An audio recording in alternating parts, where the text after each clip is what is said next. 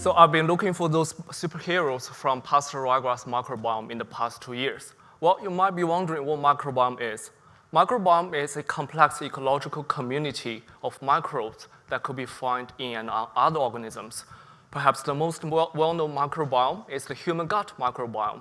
It has been estimated that around 1,000 bacterial species exist in our body at any time, and more importantly, their interactions with our body are correlated with our health and well-being.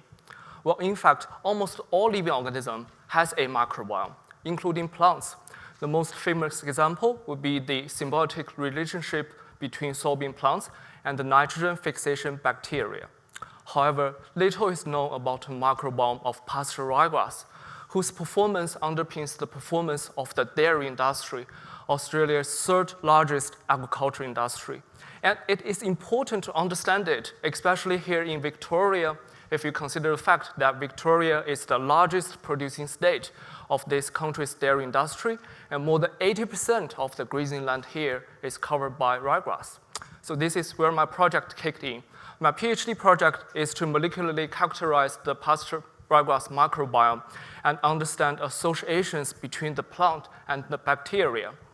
Our team has isolated more than 400 bacterial isolates from perennial ryegrass, and I'll be designing and running a series of bioassays to understand their functions.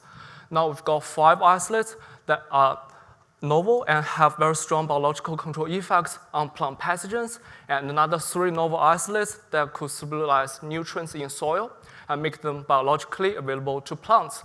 Besides, we're also using cutting-edge sequencing technologies to understand the interactions between the plant and the microbiome.